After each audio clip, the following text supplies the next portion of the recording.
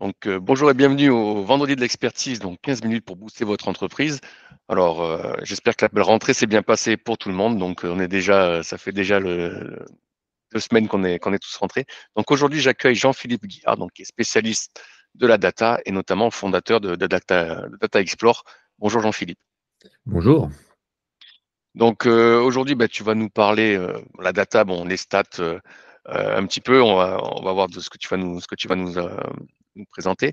Donc, alors, moi, on s'est connu du côté de General Electric, hein, et puis après, je t'ai suivi un peu sur LinkedIn.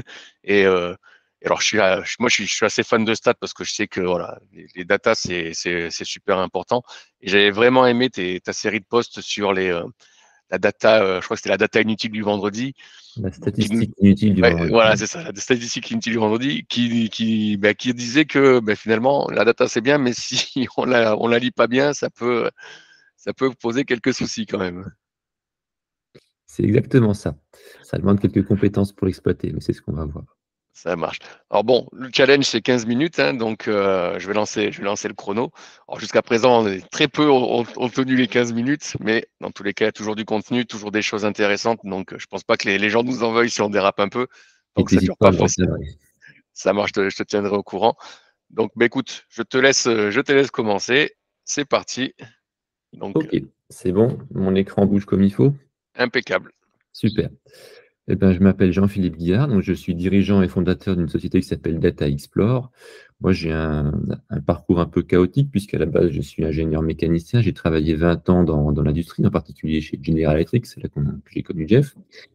Et ensuite, il y a ça 5 ans, j'ai basculé, j'ai complètement changé d'activité. Je me suis formé à la data science ainsi qu'à l'intelligence artificielle pour passer mes diplômes d'ingénieur en IA.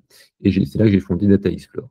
Donc, Data Explore, c'est une entreprise qui est, comme son nom l'indique, spécialisée en data science. Et mon activité principale, c'est l'analyse et la modélisation de consommation et de production électrique. Donc, je travaille dans 2 domaines principaux, avec des startups où là, on travaille sur des choses assez pointues dans le domaine des réseaux électriques intelligents pour préparer les réseaux électriques de demain, et également une activité plus grand public, en tout cas plus B2B, qui s'adresse aux entreprises ou aux collectivités qui cherchent à améliorer leur consommation électrique. Donc, on va travailler sur les données de consommation pour voir comment réduire les factures. Donc, c'est vraiment D'accord, l'essentiel de mon activité. d'accord, d'accord. Déjà 5 ans, alors c'est comme G2S Consulting, finalement, on s'est croisés et on s'est suivi un petit peu. Donc oui, bon anniversaire aussi, non? Parce que 5 ans, ouais, Merci. ça arrive, ça arrive. Moi, j'arrête de t'interrompre. Il n'y a pas de souci, c'est un dialogue. Alors, pour commencer, j'aimerais citer une phrase. Alors, c'est toi, Jeff, tu l'as citée il y a quelques temps, et j'aime beaucoup la reprendre. Elle est de Monsieur Edward Deming. Donc, Deming, tu connais forcément ce nom par le biais de la roue Deming, toi qui fais de la qualité, hein, le PDCA. Tout à Ce fait. qui est moins, c'est que Deming, c'est la personne qui, en fait, qui a inventé, si on peut dire, tout ce qui est lean, amélioration continue. Mhm. C'est lui qui a enseigné ces préceptes aux Japonais et qui ont ensuite créé aujourd'hui ce qu'on appelle le TPS, le Toyota Production System, que finalement que tout le monde envie. Donc tout ça pour dire que comme M. Deming parle d'amélioration continue, il sait un peu de quoi il parle. Et Deming avait l'habitude de dire on ne peut améliorer que ce que l'on sait mesurer. Donc là, il y a 2 mots qui sont importants dans cette phrase, hein, c'est bien sûr améliorer et mesurer. Donc améliorer, je ne vais pas revenir dessus, on cherche tous, nous, à optimiser nos processus dans l'entreprise.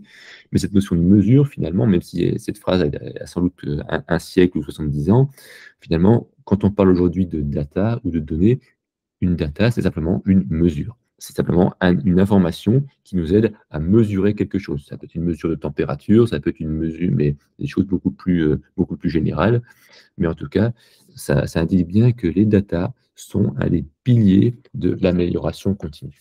Complètement. Et d'ailleurs, je te rejoins parce que c'est une phrase que justement je reprends à chaque fois, dès que je commence un accompagnement, dès que je commence quelque chose en disant, les gars, on est où là? Donc, qu'est-ce que vous mesurez? Qu'est-ce que vous pilotez? Et en effet, si on ne mesure pas, on peut pas s'améliorer, quoi. Donc là, je te rejoins à 200% si c'était possible. Voilà, comme ça, on est basé sur des faits et non plus sur des opinions, et ça permet d'être forcément beaucoup plus objectif dans nos décisions. Alors, ce qu'on va faire aujourd'hui, le thème, c'est comment est-ce qu'on peut exploiter ces données. Alors, je vais utiliser bien sûr le mot data à des dizaines de reprises pendant cette présentation, mais on sait que c'est un thème qui est à la mode. Beaucoup d'entreprises se pose des questions par rapport à ça, mais c'est aussi un concept qui fait un peu peur. On ne sait pas, une entreprise ne sait pas par où commencer quand elle veut se lancer dans le domaine des data.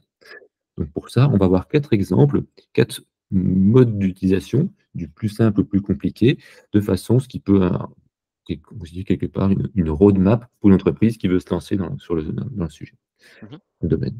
Le premier, c'est tout bêtement le bon sens. Ça, normalement, tout le monde en est à peu près doté, donc c'est accessible à tout le monde. On parlera bien entendu de tableurs. Quand on dit tableur, c'est des outils comme Excel, Google Sheets, qui sont des incontournables dès qu'on veut parler d'analyse de données. Et ensuite, on ira sur des outils un peu plus complexes, que sont la business intelligence, pour terminer sur le thème porteur du moment, qui sont le big data ainsi que l'intelligence artificielle. Donc, quand tu m'as demandé de faire cette présentation, une des premières questions que je me suis posée, finalement, c'est sur quel type de données je vais travailler. Parce que le but, ce que je vais vous présenter, c'est vraiment des applications, des cas concrets, et vous montrer comment, avec les data, on peut gagner de l'argent. C'est bien de ça qu'il est question. Quand on parle d'amélioration continue, d'amélioration, on veut toujours améliorer un processus pour, in fine, optimiser l'aspect économique. Tout Donc, à fait, oui. je vais vous montrer comment est-ce que on peut gagner de l'argent avec ça. Donc, je me disais, mais quel thème je vais utiliser? Alors, j'ai pensé, bien sûr, pour toi, Jeff, à la qualité ou à l'atelier. Ce sont bien sûr des thèmes, des sujets où on peut faire des grosses améliorations. On Mhm. peut aussi l'appliquer dans le domaine des opérations de manière un peu plus large, tout ce qui est planning, gestion des stocks.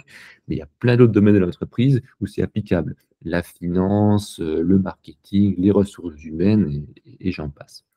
Et finalement, j'ai choisi de travailler sur le sujet que je connais le mieux, à savoir les consommations électriques. Et pour ça, je vais prendre un exemple qui est tout bêtement les consommations de ma maison. Et vous allez voir comment, avec les data, on arrive dans la famille à faire des économies. Mais là, en Donc, je te plus, présente, la maison, ben, ça a parlé à tout le monde. Donc, ça parle à tout le monde, normalement. Donc, je te présente ma maison. Moi, je l'appelle la maison 3.0. Alors, pourquoi 3.0? Alors, comme ça, c'est classique, hein, c'est un pavillon des années 80 dans la banlieue de Belfort. Mais si on y regarde de plus près, on voit deux, trois choses. Par exemple, on voit qu'ici, devant, il y a une voiture électrique qui a remplacé la voiture thermique. Donc, en fait, avec mon épouse, on a fait, il y a de ça quelques années, notre transition énergétique. On a donc remplacé une des voitures à essence par une voiture électrique. Au fond à gauche, on ne voit pas bien, mais il y a également l'échangeur de la pompe à chaleur. Donc, on a remplacé la chaudière gaz par une pompe à chaleur. Et comme tout ça consomme beaucoup, forcément, on a mis sur le toit des panneaux solaires pour alimenter la maison et minimiser notre facture. Mais on est allé plus loin, puisque là, c'est plus dans le cadre de ce que je fais dans mon travail, on est venu rajouter des capteurs qui viennent en permanence mesurer différentes consommations ou différentes valeurs dans la maison. Donc moi, je sais en permanence combien consomme la recharge de la voiture, combien consomme la pompe à chaleur, combien produisent les panneaux, et je peux donc prendre des décisions par rapport à ces chiffres-là. Alors, on va maintenant entrer dans le vif du sujet. On a dit que le premier thème qu'on allait évoquer, c'est le bon sens. Donc le bon sens, moi je l'ai utilisé pour tout bêtement savoir comment optimiser la recharge de ma voiture. En fait, chronologiquement, j'ai eu la voiture électrique avant d'avoir les panneaux solaires. Donc quand on a eu la voiture électrique, c'est ce qu'on a fait. On avait pris l'habitude, bien sûr, de la recharger la nuit, en heure mhm. creuse, là où l'électricité est la moins chère et où ça fait le moins de contraintes sur le réseau. Donc là, oui, question bon sens, on est bien mal. Là, ouais. Là, on est en plein dedans. Ensuite, quand les panneaux solaires sont arrivés, on s'est dit, maintenant qu'on a de l'énergie qui est gratuite, quand est-ce qu'il faudrait qu'on recharge la voiture la journée pour être 100% gratuit? Mhm, Donc, tout bêtement. Donc là, quand je parle de bon sens, il faut savoir que depuis quelques années maintenant, de plus en plus d'applications métiers sont livrées avec des possibilités de visualiser des données. Il y a mhm. encore 10-15 ans, les data n'étaient pas à la mode, donc il fallait passer par des outils de visualisation, alors Excel, voire même des outils un peu plus compliqués. Maintenant, beaucoup d'applications métiers permettent de visualiser ces informations, et c'est ce que j'ai utilisé. Moi, par exemple, mon installation photovoltaïque, le cœur de l'installation, c'est un onduleur. L'onduleur, il est livré avec une application qui me permet de voir mes consommations. Donc, j'ai regardé les courbes sur l'onduleur, et qu'est-ce que j'ai vu? Eh ben, j'ai vu que, donc là, on voit la courbe de consommation de la maison pendant une journée. On voit que D'accord, de minuit à 6 heures le matin, à peu près, on a une consommation de l'ordre de 4 kilowatts qui correspond à la recharge de la voiture.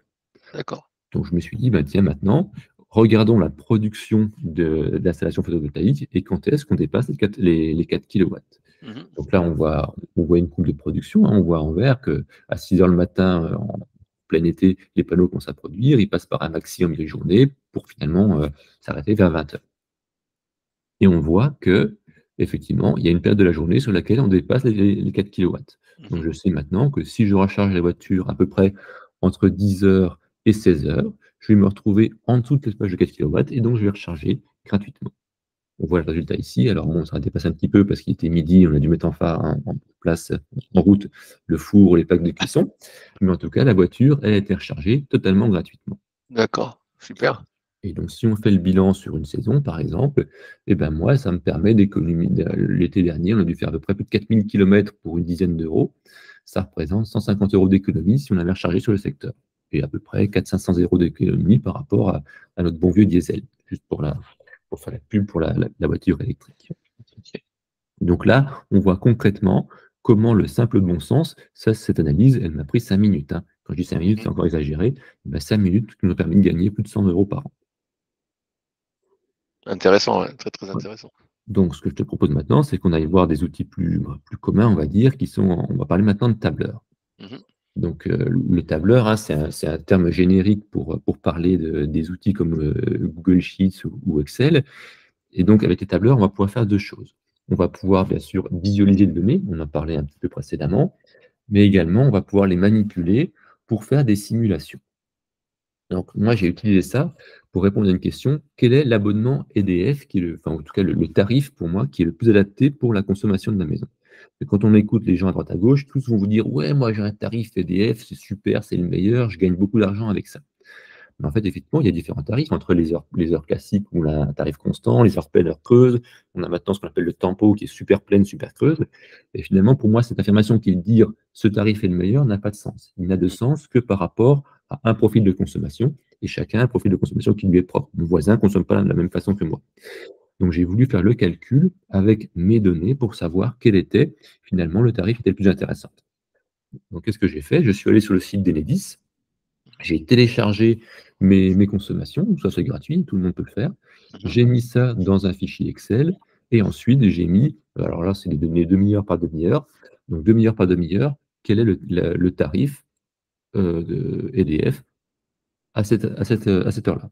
Et ensuite, avec un petit peu de maths, j'ai calculé tout bêtement qu'est-ce que ça me coûtait, heure par heure, demi-heure par demi-heure, et j'ai fait la somme. Et on voit ici que pour moi, le tarif base ou pleine heure creuse n'ont quasiment aucun écart. Mais si je passais sur un tarif super variable qui est tempo, je gagne à peu près 400 € par an. Alors là, voilà, j'ai un peu amplifié l'écart puisqu'on voit que le mini n'est pas à 0, il est à 1300. Mais là, il y a à peu près 400 € d'écart. Pardon, 1700, oui, c'est ça. Pardon, Ouais, ouais. 250 € d'écart entre les différents tarifs. Donc pour moi, c'est vraiment un moyen de gagner de l'argent de manière. Et là, c'est finalement un calcul qui est assez facile à faire. Faire ce tableau-là, ça m'a dû me prendre une heure. Mhm. Alors, tu vas me dire, là, je te demande de faire un truc sur les données et tu me parles d'Excel, qui est un outil que tout le monde connaît. Alors, Ah effectivement, ben, on met de la donnée hein, dans Excel. Hein. Moi, je me sers de ça les trois quarts du temps. Hein. je- j'insiste sur Excel parce qu'effectivement, c'est pas un outil très, entre guillemets, sexy comme les outils qu'on va pouvoir évoquer par la suite. Mais par contre, on se rend compte que finalement, aujourd'hui, Excel, tout le monde a les compétences pour l'utiliser, mais très peu de monde l'utilise.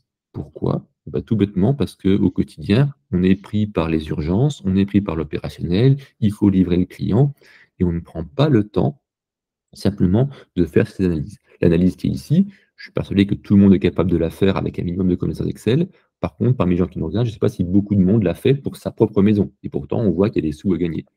Et ce constat, il est transposable également dans l'entreprise où finalement, on a plein de données disponibles, mais on ne prend pas le temps de les analyser. Et c'est pour ça que je voulais vraiment insister là-dessus avant de passer à des outils plus complexes, puisque finalement, uniquement avec les deux outils qu'on a vus, le bon sens et Excel, on peut tirer déjà pas mal de conclusions sans finalement avoir besoin de connaissances ou de compétences très poussées.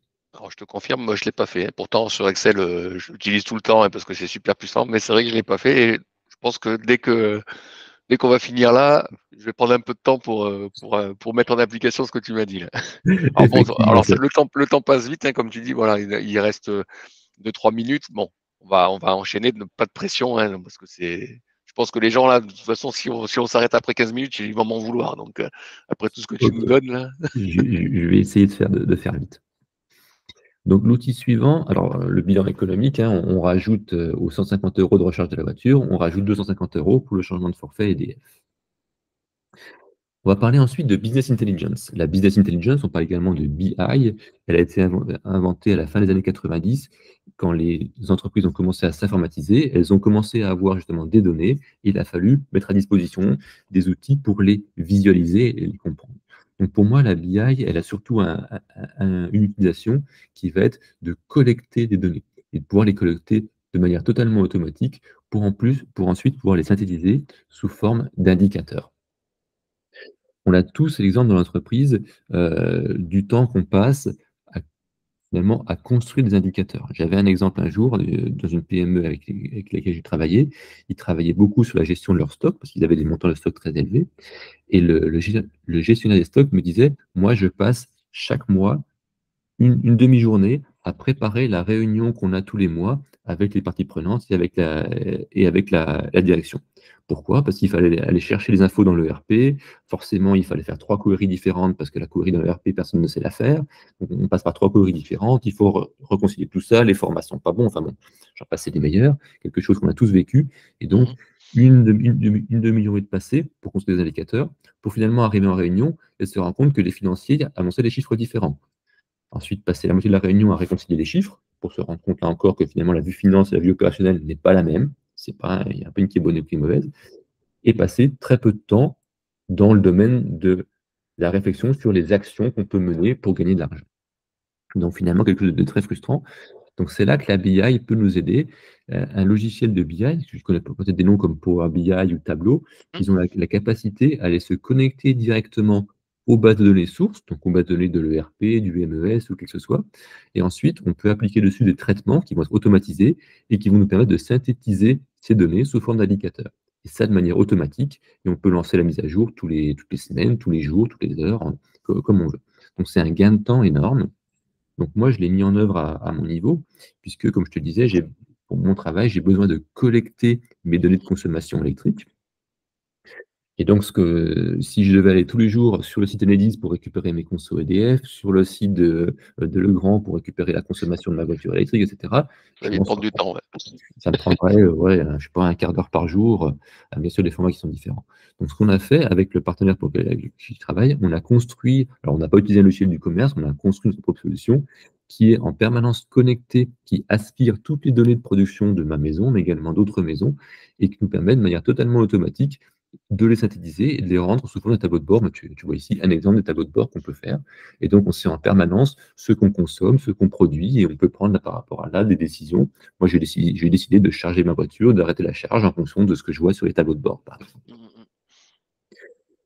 Donc, finalement, comme on le disait, c'est vraiment des outils qui nous permettent de prendre des décisions basées sur les faits et non pas sur les opinions. Et là, si on revient sur des données chiffrées, hein, moi, si je prends à peu près 15 minutes par jour, ça fait 90 heures par an, bah, même payé au SMIC, ça fait à peu près 1 000 € d'économie par an, de temps que je passe, que je peux faire consacrer à autre chose, plutôt qu'à venir simplement collecter de la donnée qui existe. Tout ça en automatisant la collecte. Ça commence Le à bien dernier chiffrer. point, Le dernier point qu'on va évoquer, c'est la partie, alors j'ai mis 3 thèmes qu'on appelle le big data, le machine learning et l'IA. C'est des thèmes qui sont assez connexes, puisque de toute façon, pour faire de l'IA, on a besoin de beaucoup de données. Et quand on a beaucoup de données, le machine learning et l'IA nous permettent d'automatiser un certain nombre de traitements. Donc en fait, quand on parle d'IA, on connaît bien sûr tout ce ChatGPT et tous ces termes qui sont à la mode, mais en fait, l'IA, c'est quelque chose qui est beaucoup plus général que ça. Alors, en donner une définition est assez compliqué, hein. Moi, je donne des cours à l'IUT, c'est 4 heures de cours uniquement sur ce sujet-là. Mais si je devais en donner une, c'est que ça permet en fait, l'IA, c'est un programme qui va permettre de modéliser la logique qui est contenue dans un jeu de données qui est beaucoup trop volumineux pour être analysé pour un humain. Donc dans mon cas, une fois que ce modèle a été conçu, l'avantage qu'on peut en avoir, c'est qu'on va pouvoir finalement prévoir l'inconnu en fonction de données existantes. Et à partir de là, on va pouvoir également automatiser un certain nombre de prises de décision. Alors là, je vais prendre un exemple. Dans mon domaine, là, on est en train, avec mes partenaires, de mettre au point un logiciel qui permet à des particuliers d'automatiser ce qu'on appelle la gestion de flexibilité.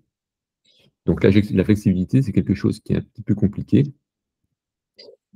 Ça permet en fait à, à quelqu'un de dialoguer automatiquement avec le gestionnaire de réseau et en fonction des tensions, sans mauvais jeu de mots, qu'on voit sur le réseau électrique, Mhm. le gestionnaire de réseau va envoyer des instructions aux maisons en leur disant bah, si vous êtes capable de réduire votre consommation, moi je vais vous rémunérer pour réduire votre consommation. Au contraire, augmenter votre consommation en fonction du besoin. Et donc pour ça, on a besoin de faire des modèles qui vont être capables de calculer, de prévoir quelle va être la consommation d'une maison ou d'un appartement dans une demi-heure, dans une heure, dans un jour, de façon à pouvoir envoyer cette information-là au gestionnaire de réseau, qui ensuite pourra prendre ses décisions. Et c'est là que vont intervenir des outils comme le machine learning et l'IA. Ils vont nous permettre, à partir de données existantes, de prévoir la consommation d'un appareil, d'une pompe à chaleur, d'une recharge de voiture, et ainsi de suite. Donc ça, aujourd'hui, ces outils-là, c'est des outils qui sont encore assez manuels, hein, ça nécessite de savoir programmer. Tu vois ici, c'est un exemple de code que j'ai pu faire. C'est tout bêtement, c'est le code d'un réseau de neurones extrêmement simple D'accord. que j'ai utilisé pour faire justement des prévisions, ou en tout cas des tentatives de prévision de consommation. Alors simple pour toi, hein, parce que moi quand je vois ça déjà, ça me fait mal à la tête et je j'ai pas envie d'y aller du tout, quoi. Tu vois, je veux dire par là, un spécialiste verra qu'il est constitué de 4 ou 5 couches, ce qui est vraiment basique pour un réseau de neurones. Mais bon, après, c'est un métier à part entière, hein, c'est pour ça que ça peut être Exactement, compliqué, mais chacun sa spécialité, comme on dit. donc, moi, dans mon cadre, la flexibilité, quand on arrivera, quand on aura mis en place toutes nos applications de gestion de flexibilité énergétique, on sera en mesure de mettre ça à disposition du grand public. Donc, ça veut dire que n'importe qui pourra souscrire à ces services et, sur la base du volontariat, proposer sa flexibilité aux gestionnaires de réseau. Ça permettra de gagner, dans mon cas, jusqu'à à peu près 500 € par an de rémunération si je suis capable, à des moments donnés de la journée, de diminuer ou d'augmenter ma consommation pour aider le réseau électrique à passer les périodes de crise. D'accord. Donc, si on regarde le total, donc ça, c'est vraiment c'est l'IA qui va être ça qui va nous permettre, puisque l'IA va nous permettre justement de calculer, de prévoir ces consommations en amont pour pouvoir décider si oui ou non on peut les diminuer ou on peut les Beh, augmenter. pour certains, ça peut faire presque un 13e mois, hein. Ça peut faire un Ah, 13e mois. vite fait 2 têtes là, ouais, ouais. Donc, tu vois, effectivement, là, quand on regarde le total, là, sur un an, hein, quand on fait entre la recharge, le logement de forfait, etc., on arrive à pas loin de 2 000 € d'économie sur un an. Alors bon, il y a pas que la partie électrique, hein, il y a 1 000 € sur la partie collecte de Oui, données. bien sûr. On mélange un peu les choses, mais tu vois, à mon échelle, ce que ça représente à l'échelle d'un particulier ou d'un autre entrepreneur, ce que ça peut représenter comme montant. C'est pas négligeable. C'est loin d'être négligeable. Donc, dans une entreprise, bien sûr, les montants sont à Ah oui, mettre à donc là, l'échelle, on a ce sont des budgets complètement, manipulés, hein. complètement. Et donc, pour terminer, juste un point sur la mise en œuvre. Donc là, on a vu les quatre, les quatre thèmes qu'on a passés en revue. Il faut savoir, ils ne sont pas tous égaux en termes de facilité de mise en œuvre, hein. Les premiers sont assez faciles. Donc là, on peut être totalement autonome en entreprise pour utiliser le bon sens ou le tableur. Mmh. Quand on parle de business intelligence, là, on commence à avoir besoin de compétences particulières. Il faut être formé à les outils.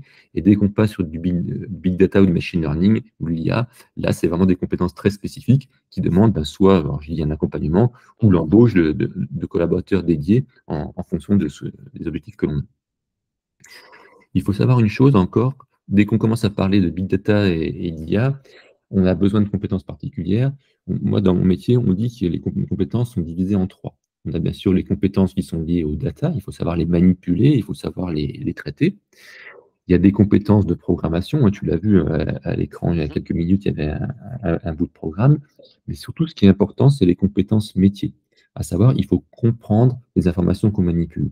Moi, je Tout te à fait. disais, je suis originaire de l'industrie, je n'irai jamais travailler dans n'importe quoi dans la pharmacie, parce Mmh. que si je vois un jour une concentration de 25 millimoles par litre, j'ai aucune idée si c'est de nature à tuer un cheval ou si c'est au contraire totalement Tout à fait. anodin.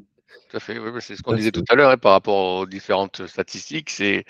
Il y a, OK, les datas, c'est bien, mais derrière, il faut que les datas nous parlent pour pas les interpréter d'une mauvaise manière, quoi. tout à fait. Et on a souvent, on voit quand on manipule des chiffres, il y a plein de valeurs aberrantes, on peut faire des bêtises. Donc, comprendre sur quoi on travaille, c'est vraiment important. Donc tout ça pour dire que si un jour tu as des clients qui cherchent à se faire accompagner, alors je dis ça, alors bien sûr je fais ma pub en disant ça, mais c'est pas uniquement pour moi, hein, il faut vraiment veiller à ce que les gens qui fassent l'accompagnement connaissent le métier de base. Oui, tout Bon, à par fait. exemple, tu parles de fonderie, ben, je n'ai pas la prétention d'être un expert en fonderie, mais au moins j'ai les bases pour pouvoir discuter avec un fondeur, savoir quel type de matériaux il va Mmh, manipuler, les métallos, les températures que ça met en œuvre. Enfin bon, tout à fait. Ouais, enfin, c'est très important, pour quoi. le coup, au niveau fonderie, ben, justement, l'électricité, avec tous les fours électriques, les traitements thermiques et compagnie, donc c'est clair que c'est des choses, qui doivent sûrement les intéresser. Donc Ah amis bah là, fondeurs, si vous il y a regardez, peut-être quelques économies à faire. En tout cas, c'est ça, donc ouais, c'est ce que je dis. Donc amis fondeurs, si vous regardez cette interview, je pense, ouais, il y a peut-être des choses sûrement des choses à récupérer quoi qu'il arrive. ce qui me permet de faire une transition toute excellente avec ma conclusion. Donc, on dit souvent que les données sont l'or du 21e siècle. Moi, j'ai plutôt tendance à dire que les données, c'est l'argent du 21e siècle, mais l'argent en Oui, oui, espèces, c'est vraiment on très est bien différent, d'accord. pas au sens des Jeux Olympiques. Donc voilà, désolé, on a dépassé les 15 minutes. Oui, ben après, c'est ce que je disais tout à l'heure, hein, donc souvent, bon, on essaie de garder ce timing-là. Après, 15 minutes, si ça me permet de gagner 2 000 € par an, je pense qu'il y a personne qui va nous en vouloir d'avoir dépassé de quelques minutes les 15 minutes, quoi qu'il arrive. C'est du temps bien investi, normalement. Exactement, exactement.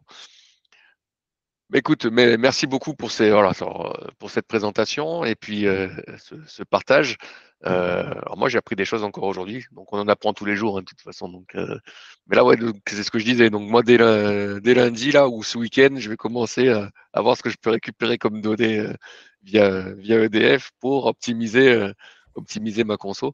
Donc alors tu connais le principe des 15 minutes, hein, donc des interviews, c'est derrière, bah, justement le conseil que tu donnerais aux entreprises ou aux gens qui nous regardent, à mettre directement en place ou ce week-end ou lundi quand ils rentrent, on va les laisser passer le week-end gentiment, ou le lundi quand ils arrivent à l'entreprise, et si possible aussi derrière, ben, un petit cadeau que tu pourrais faire à ceux qui commenteront, donc on va dire ben, Jean-Philippe Guillard et puis le hashtag data, donc qui commenteront le post là. Donc alors je te laisse la main pour nous dire alors déjà le conseil à appliquer dès lundi pour déjà faire gagner des choses et puis après le petit cadeau que tu vas pouvoir nous faire. Alors, le conseil, on a vu que les 2 premiers outils qui sont le bon sens et le tableur sont accessibles à tout le monde dans l'entreprise. Il y a les compétences pour le faire. C'est de passer un peu de temps à vous demander où sont les données dans votre entreprise, qu'est-ce que ces données peuvent vous apporter et à réfléchir comment vous pouvez prendre du temps, soit par vous-même, soit par un stagiaire ou je ne sais quoi, ou par quel biais, pour pouvoir analyser ces données. Vous avez vu, à travers les chiffres que de manière très simple, on peut en tirer de la valeur, donc ça vaut le coup d'investir un petit peu de temps, mais après c'est d'arriver à se poser la question: «Quel temps je peux y consacrer et sous quelle forme je peux le faire?» Et donc le cadeau, moi ce que je peux proposer, c'est que, ben, je ferai un tirage au sort parmi les personnes qui auront commenté et à partir de là, je propose à cette personne de lui faire une analyse de son fichier de conso, que ce soit conso personnel ou conso, ou conso professionnel, pour voir effectivement est-ce qu'il y a des gains à faire à la maison ou dans l'entreprise. Eh ben écoute, super, super, super, c'est gentil. Alors, je pense qu'il va y avoir du monde. Alors, ce qu'on va mettre, c'est pour le tirage au sort, on va mettre un mois, hein, donc à partir de cette interview, pour clôturer, parce que quand je vois, voilà, malheureusement, il y a beaucoup de contenu et beaucoup euh, de cadeaux qui n'ont pas forcément été pris parce que ben, les gens pensent qu'ils ont le temps et puis finalement ils ne commandent pas. Donc voilà, un mois à partir d'aujourd'hui pour commenter, liker et puis donc mettre ça et puis qu'on tirera au sort avec Jean-Philippe pour savoir ben, le gagnant qui pourra déjà prétendre à gagner 2000 €, 2000 € par an, alors minimum, hein. Ah bah, C'est la j'espère bien. promesse là. Super. Ben, écoute, merci beaucoup pour ton temps. Merci pour Encore, l'invitation, c'était très voilà, j'ai sympa. donc été ravi de te revoir en tout cas et d'échanger avec toi. Donc, ben, on vous souhaite un très bon week-end. Jean-Philippe, merci encore. Merci et bonne journée. Bonne journée et puis bon week-end. Et puis, donc, voilà, c'est l'ordre, comme dit la slide, de propulser votre entreprise vers les sommets.